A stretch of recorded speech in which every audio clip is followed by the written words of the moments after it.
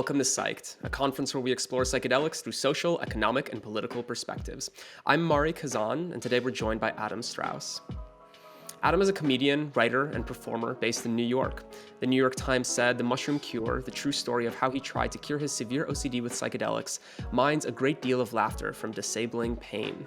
The Chicago Tribune called it arrestingly honest and howlingly funny, and gave it 3.5 out of 4 stars, and Michael Pollan called it brilliant, hilarious, and moving.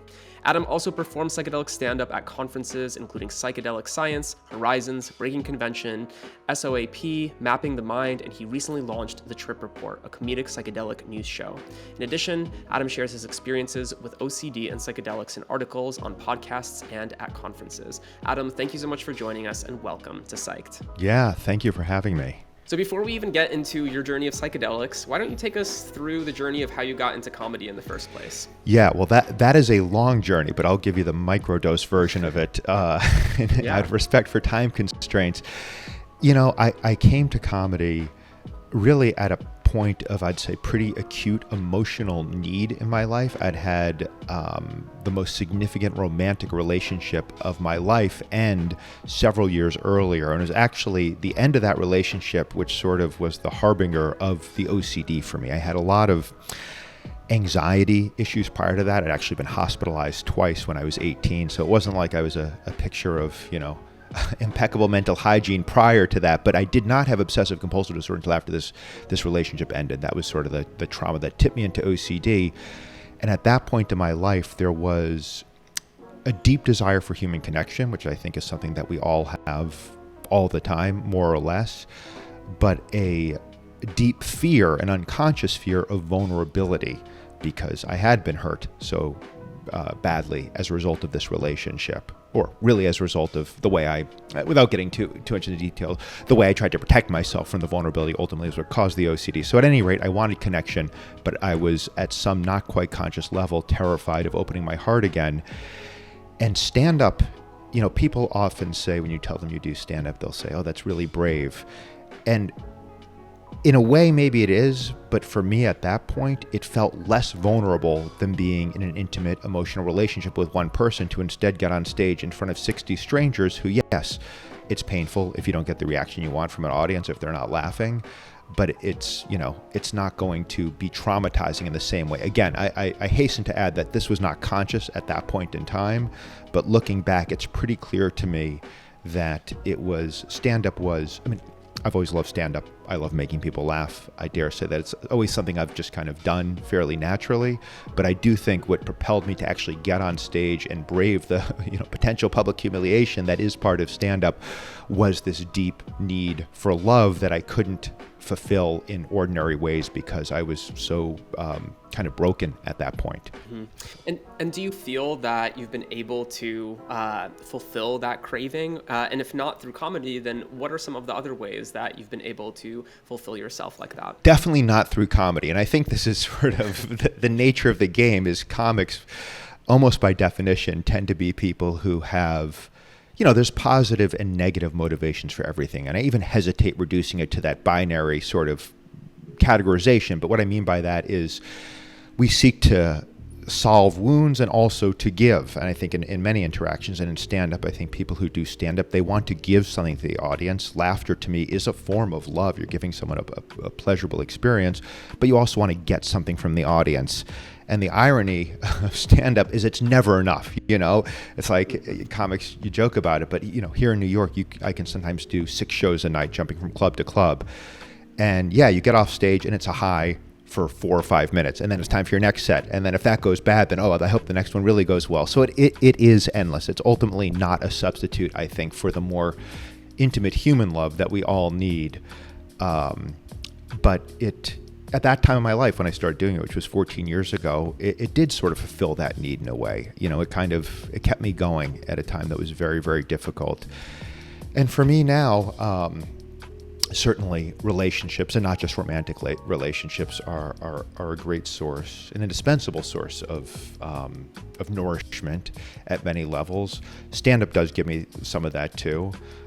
Doing things like this, sharing my experience in the hopes that it will connect with other people and maybe give them something useful, that gives me a lot. And yeah, I'd say my general sort of guiding principle that seems to work for me is to be as open and clear and direct as I can about my experience in all forms.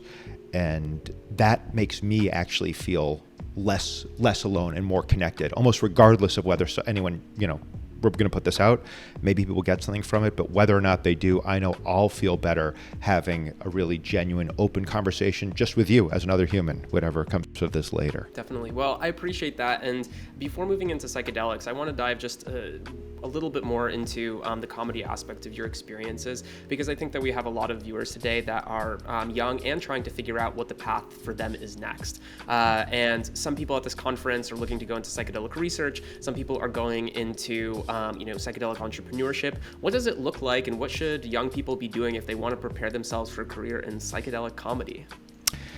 In a word, drugs. Do a lot of drugs. All the drugs. Sorry, medicine. That's the term now.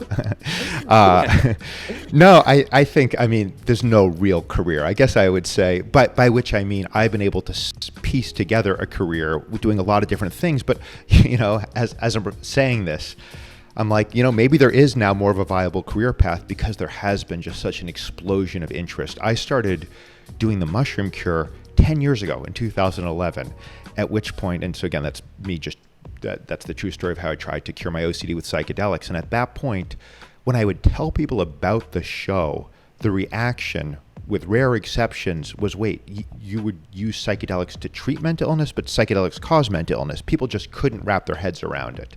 Mm-hmm. And now when I tell people about it, it's almost always, oh yeah, I took my microdose 3 hours ago. Yeah.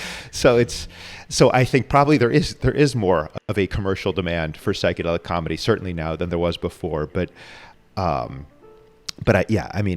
think of the sort of scene, as it were, and there's very few people who really focus on this. Shane Moss, comes to mind. Duncan Trussell, and in terms of people who have really kind of staked their career on the psychedelic angle, I think that's sort of it. There are more people, and there are a lot of talented comics certainly who that's not their main identity, but they do talk about psychedelics. Comedy Central has a show called Tales from the Trip now. So, but I guess pragmatic advice would be pay attention to your psychedelic experiences. I have a voice recorder that I use to record my stand-up sets and my theater performances, but also if I am tripping, this thing is with me. Mm-hmm. And I think with any sort of creativity, so much of, or any sort of representative form of creativity, painting, comedy, so much of it comes down to really what are you observing in the experience, and then how are you communicating that. But the first step is observing and being curious, and I think that is why in a way psychedelics can lend themselves to stand-up, because there's so much to be curious about there, and so much that can, the essence of comedy in a way, of a punchline, is you don't see it coming. It kind of shifts your perspective in a sometimes a subtle, sometimes a significant way, but for a moment you thought we were talking about X, but actually, oh wow, it's Y. That's the basis of puns. That's the basis of a lot of comedy. And to me, that's part of the signature of the psychedelic experience is having your assumptions essentially undermined. Things that you thought, oh, this is the way it is. This is the way the world is. This is the way our political system is, our economic system is, our patriarchal relationships are. And then, whoa, it's actually totally different, or it can be totally different. So I do think there's kind of a natural synergy or sort of complementary relationship between psychedelics and comedy. And the last thing I'll say about this is also, some of the deepest laughter I've ever experienced has been on psychedelics. It's that, I've heard it referred to as the tryptamine laugh, on mushrooms. And it's this laugh of, it can be humor, but it can also be wonder and awe. And I do try to capture that in my comedy. I try not to just comment on, because certainly the temptation, I think, when you're doing material about psychedelics is, oh man, I was so fucked up and I did this crazy thing. And that can be fun, but I find it much more interesting personally to explore, more of the aspects of awe and wonder and the humility that comes from that. That's another common theme in comedy is humility. That's sort of the self-deprecating angle. In a way, psychedelics can be the ultimately humbling experience. Definitely. I think this is so interesting to hear about. And I think that where my mind goes first is when you're actually having psychedelic experiences, are you kind of poking and prodding and seeing what could be comedic, or are things coming to you and you're saying, okay, now this would make a good joke, and maybe this is too sacred or holy, or maybe because of that, it could be even more funny. How do you relate to comedy when you're actually in the psychedelic experience itself? Well, when I'm in the psychedelic experience, and this is why I like the voice recorder, I remember this was, I don't know, a long time ago, probably soon after I'd started doing comedy. And I was having a pretty intense trip. I think it was LSD. And I was, having all these realizations, and I was feeling like, oh, I have to, I got to get all this down. And I had this thought where it's like, it's kind of either or. Like, if you really want to go deep here, you have to let go of that language part of your brain that wants to categorize and describe things. And so when I've never had a trip where I've been like, my goal from this trip is to get comedic material. It's more, I want to surrender to the experience and trust that I'll come out with whatever, I'll come out with something useful, maybe not comedically. So yeah, I'm not going in thinking of that, but I do have the voice recorder running continuously. So if something pops in my head, I can just shout it out, and it'll be there. Mm-hmm, definitely. One thing that you mentioned earlier as well was, other comedians like Shane Ross, Duncan Trussell. One of the things that Shane has talked to me about was just kind of some of the barriers, talking about psychedelics and drugs in general at different venues. Do you feel like you faced some of those challenges as you were kind of coming up and trying to do an act on psychedelics? Well, I would give Shane a lot of credit in this department because his show, A Good Trip, he really, he toured the hell out of that show.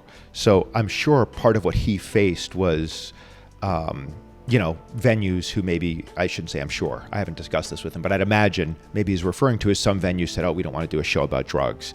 And yes, and I have found that as well, but the reason I would give Shane more credit than me is he's really brought that show to like, small Midwestern towns, whereas the Mushroom Cure, it's generally been in, cosmopolitan cities, New York, San Francisco, Chicago, LA, where I think there's more of a general acceptance of psychedelics and altered states.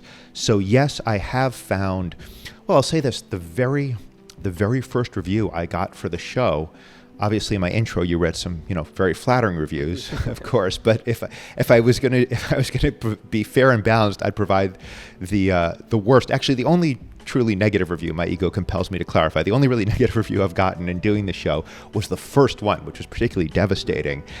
And it was in the Edinburgh Fringe Festival, the first time I did the show in a festival. This was 2012.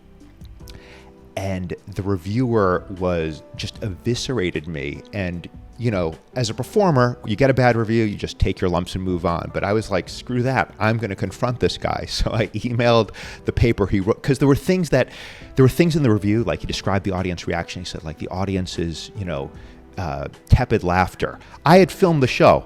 I didn't kill, but there was big laughter there. So I actually sent a copy of the tape to the editor, said, your guy lied. This is not tepid laughter.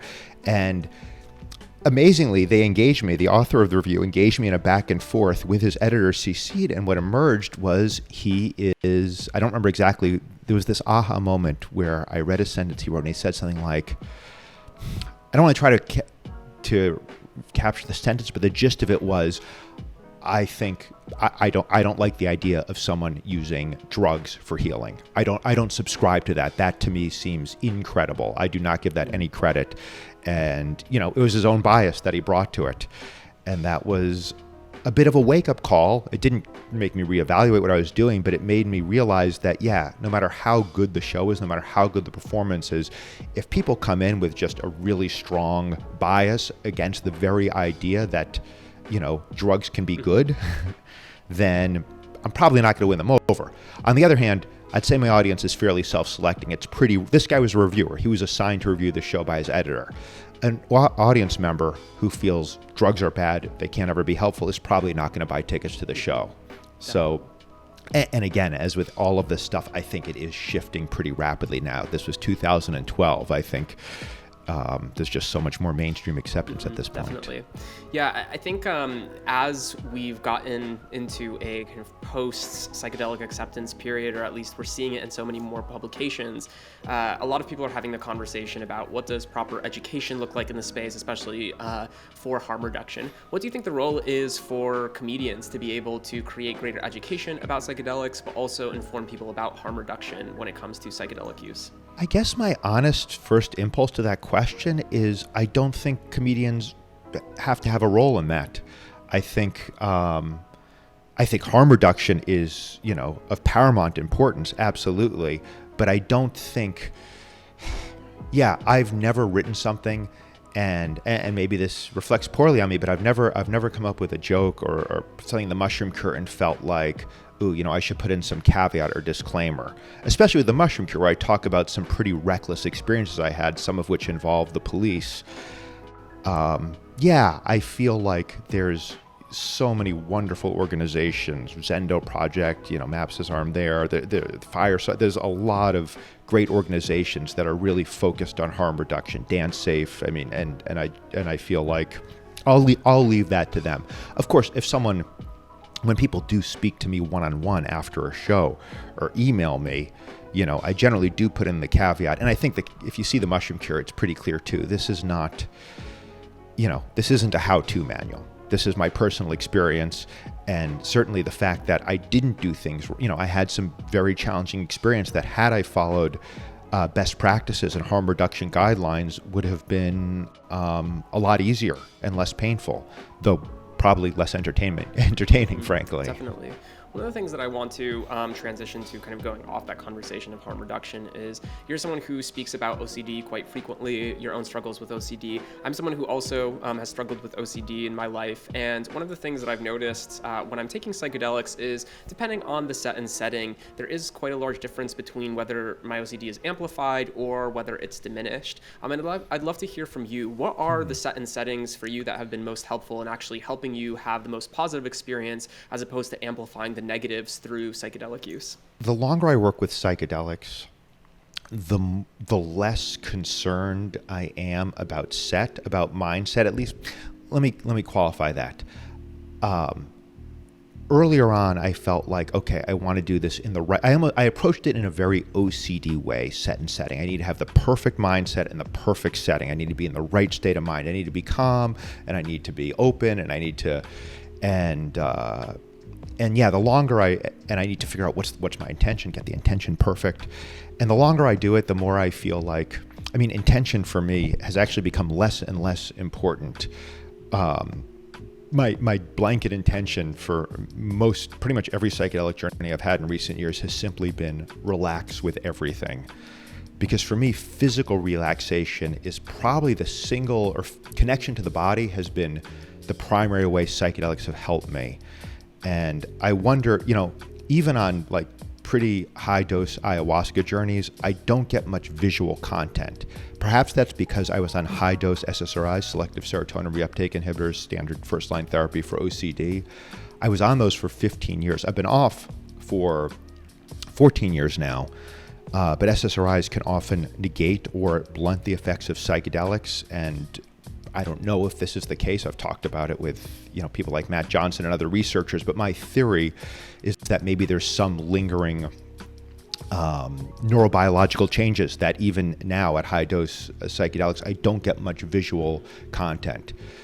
But what I do get is, and what I have gotten over the years, is a deepening connection to my physical experience.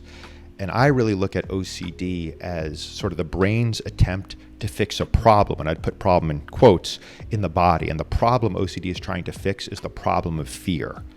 And fear, to me, it's just a sensation in the body. It's an emotion, and that's just a sensation in the body. And I believe I developed OCD because I was unwilling to feel the emotions that I was feeling in the wake of this romantic breakup so many years ago. And so rather than feel them, I went totally into my brain and was like, well, if I can just figure everything out and get everything perfect and fix everything the right way, then this feeling will go away. I wasn't conscious of it at the time, but I really believe that was sort of how the OCD became entrenched for me. And so when I started working with OCD specialists, they would say, well, if you can accept the fear, then you kind of undercut the incentive to engage in OCD, because the OCD is trying to get rid of the fear. And I would say, yeah, that makes perfect sense. Okay, I'm accepting the fear. I would say it in my head, but acceptance is a tricky thing because it's not a mental thing. It really is a physical thing. It's this sort of opening up to your physical experience.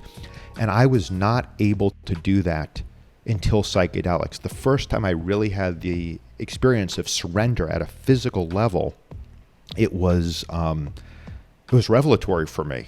It was like, oh, I can actually sense this fear in my chest, and I can relax my resistance and just kind of almost like float in it, like it's a pool of fear, and I don't have to like it, but I don't have to fight it or flail or try to get away.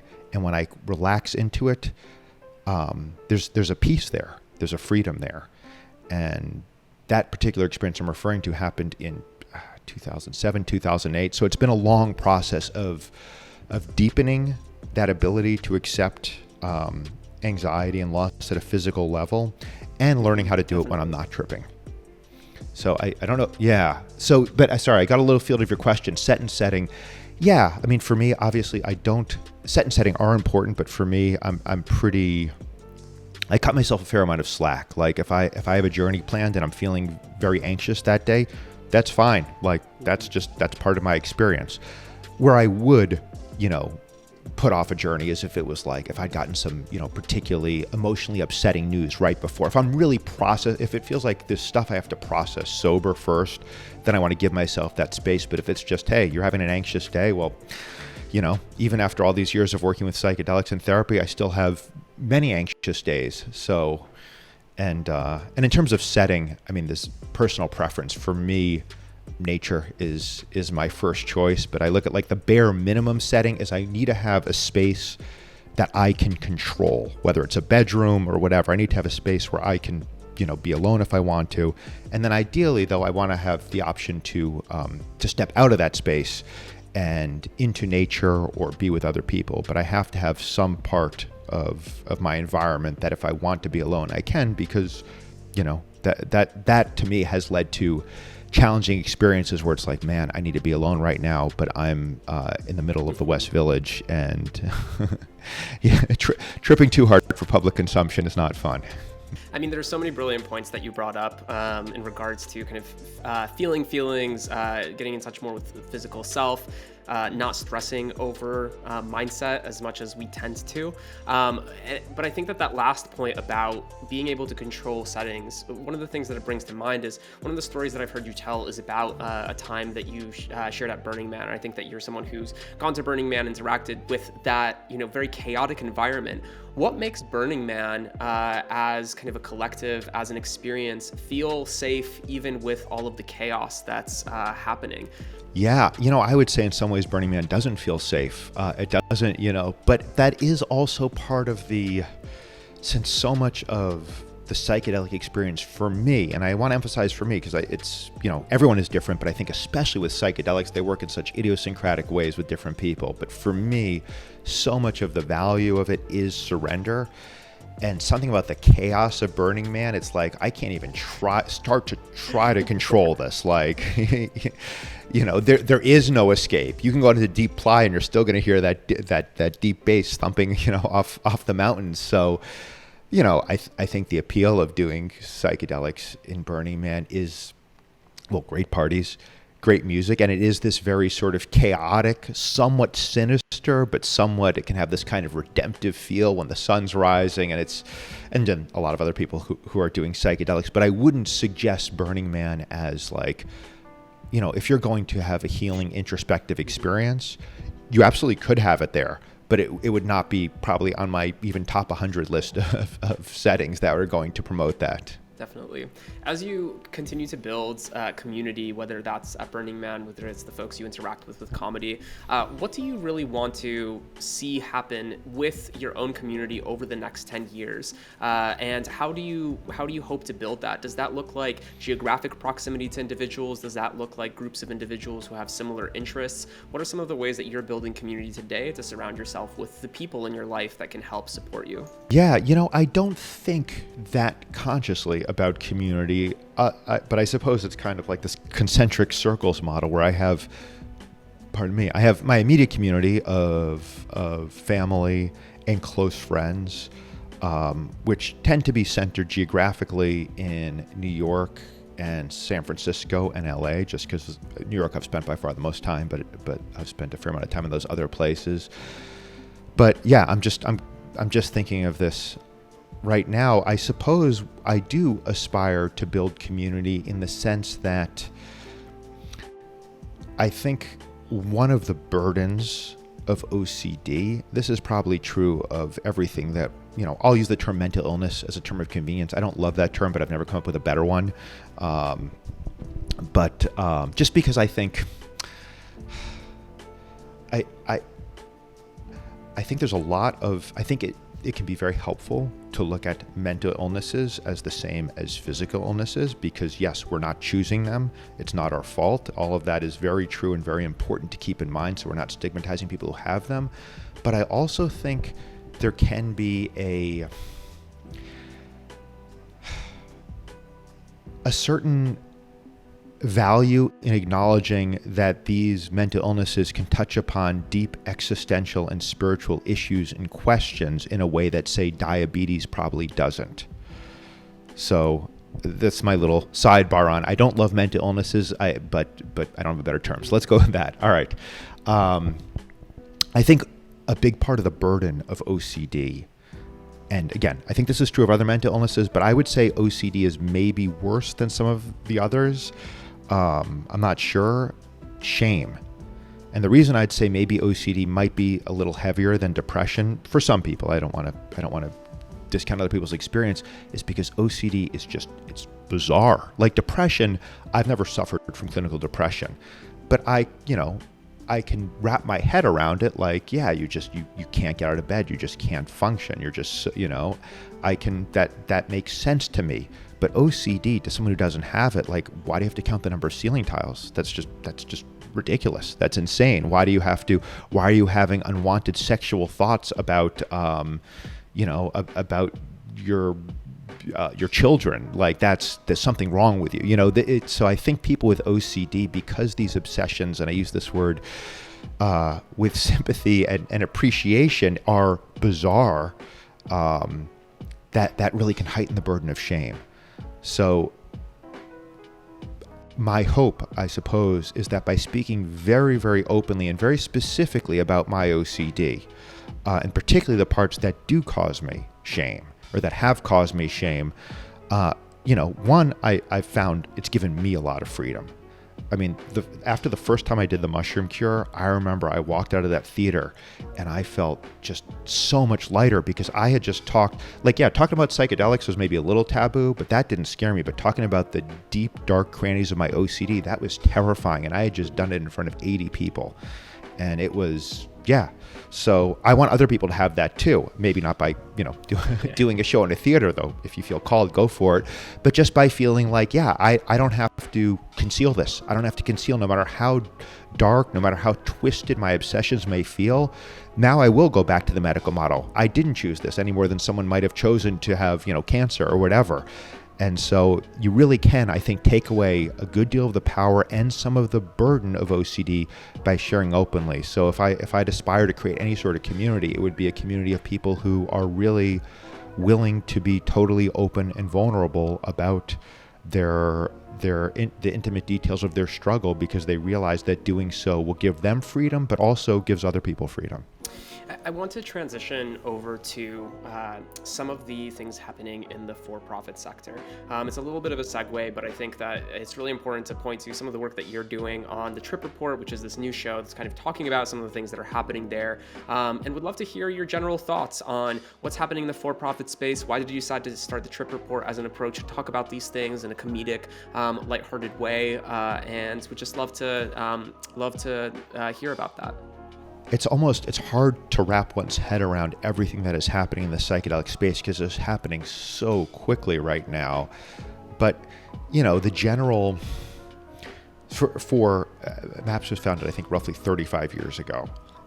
Rick Doblin founded it right after. I mean, and this is a ballsy move. Right after MDMA was banned, he said, "You know what? I'm gonna play this long game of getting the establishment to recognize the medical value here and hopefully change the legal status." And he succeeded. I mean, MAPS says they're completing phase 3 clinical trials right now, and that's amazing. It was, again, a 3-decade plus endeavor. But at that point, the idea of making money from psychedelics was inconceivable. And there were a handful of other nonprofits, Beckley, Hefter/USONA, but really only a handful.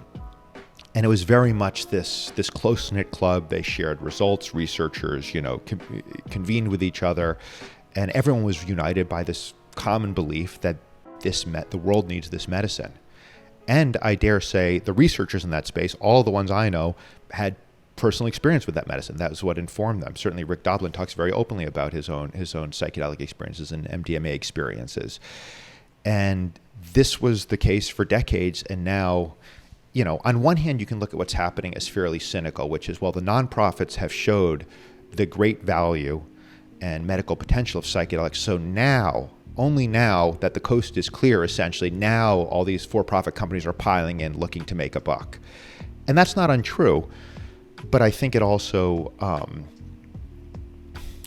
I don't think it's inherently bad to have for-profit companies involved in the space.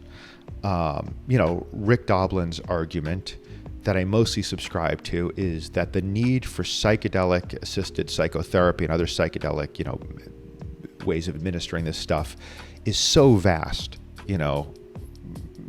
hundreds of millions of people worldwide, clearly, that the idea that a few nonprofits can address that need is absurd, and that we live in a world that, for better or for worse, capitalism has the processes and the resources to scale this up to meet demand. So that basically, you could do this sort of purity test and say only nonprofits should do this, and you're going to be serving, thousands of people, or you can kind of say, all right, we want to get this out as widely as possible, and therefore we need to work with for-profit companies, and I do believe that.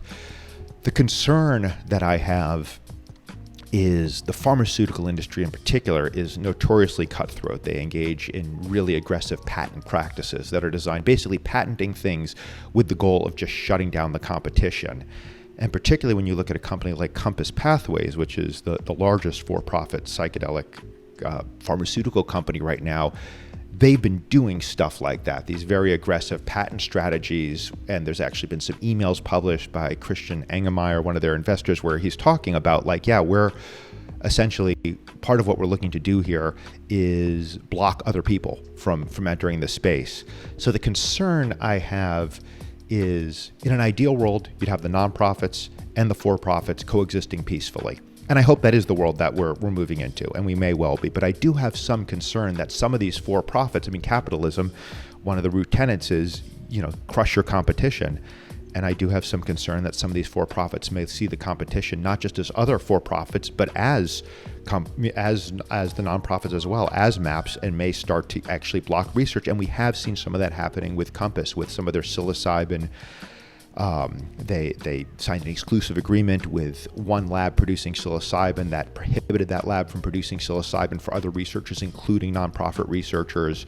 So, to be clear, none of this has, thus far, none of it has really stifled research, and I'm hopeful that it won't, but I think it would be naive to assume that for-profits may not at some point actually try to mess with the nonprofits.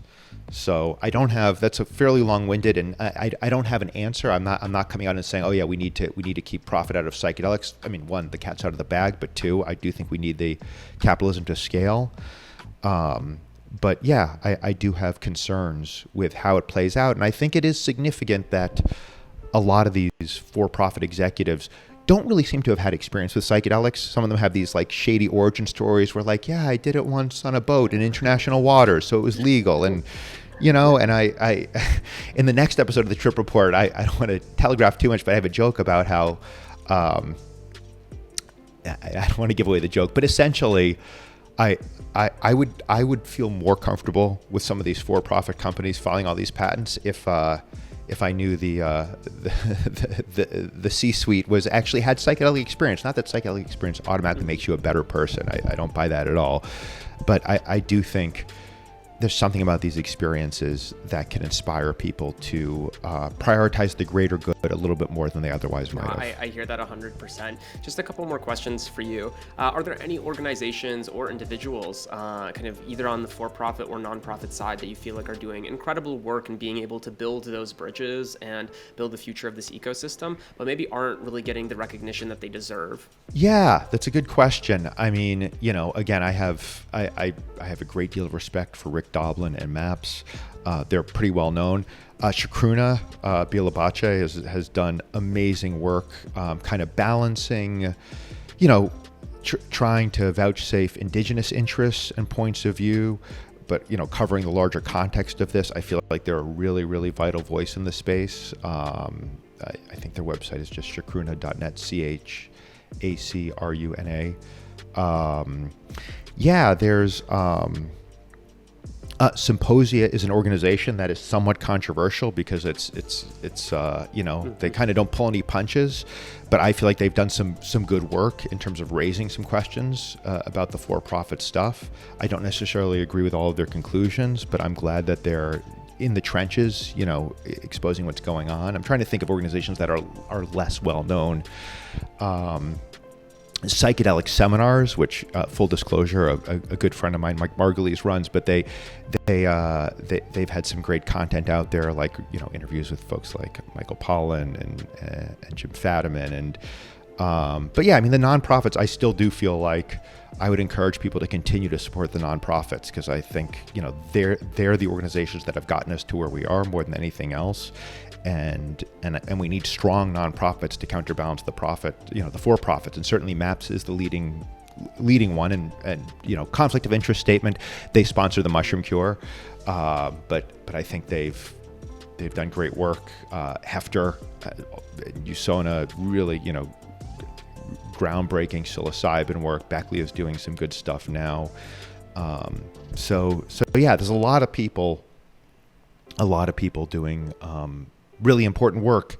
And and then just on the journalism front, you have Lucid News, Double Blind. I think it's really important to have these independent journalistic voices, again, because as the for-profit ascendancy continues, and it will, we need that, what is it called? The fourth estate is the press, we need these unbiased, or as unbiased as can be, voices to keep us informed.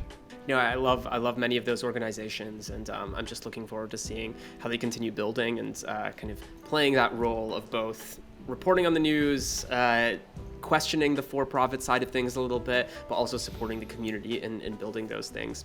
Just a final question for you, Adam. Would love to hear if you have any words of wisdom, anything you'd like to impart for the audience today. Oh, and I did want to mention one other thing, which is the whole, in terms of organizations, I mean, the whole decriminalized movement is remarkable. The success they've had, and the speed at which they've had it. I mean, wow, and so I have to give a shout out, the SF Psychedelics Society, who I work with in various contexts, have been important in that charge, and a bunch of other organizations. So I think the decriminalized thing is a really important development. And that really, and what's amazing about that is that has been a grassroots development. That didn't come from MAPS. So that gives me hope that things can change and are changing in significant ways at the grassroots level. Yeah, I think, I'll give my, and this is sort of at the end of the trip report. I don't want to give away the conclusion. It's online on YouTube. People can find it, but this is sort of my statement of purpose that I close it out with. I think what's happening in the psychedelic space, and I know I'm preaching to the choir with you, is of unparalleled importance. I really do, in terms of just the human experiment and where we're at with it. Now, there are things that are, more urgent, war, starvation, all of that stuff. I'm not saying psychedelics are more important, but I think in terms of those things, these challenges that humanity has faced perpetually, like war and hunger and, all that stuff, that nothing is really changing with that stuff. Whereas psychedelics, things are changing so fast. And, I believe, and this is not a novel view to me, people like Terence McKenna have been espousing this for decades, but I believe strongly that we co-evolved with these plants and fungi, that, early in human evolution, we were ingesting these substances, and that these substances made us who we are, not just, neurologically, but even biologically, physically. That part of the human experience is interacting with psychedelics, taking psychedelics. And I think, we've been divorced. Mainstream Western society has been divorced from that experience for a very long time. Now suddenly it's bursting on the scenes, and I feel like the stakes really couldn't be higher. I feel like I'm not necessarily saying psychedelics will save us, but I think our odds of survival and thriving as a species without availing ourselves of this experience that I believe we evolved to have, I think is very slim.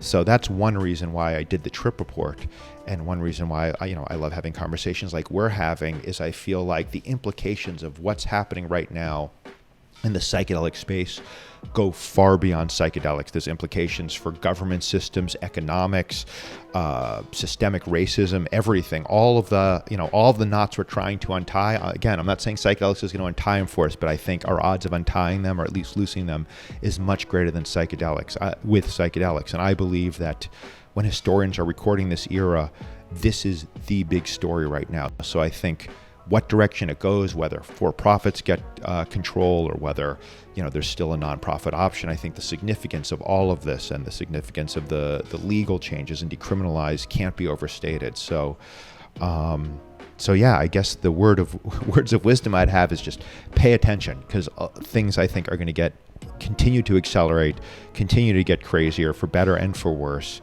and the choices we're making collectively, in terms of psychedelics, I really feel may shape the future of human civilization. Adam, this has been beautiful. I really, really appreciate it. So much wisdom, and truly wisdom. And I'm just looking forward to our next conversation. Likewise. Thanks so much for having me on. To our audience, we'll see you next time on Psyched.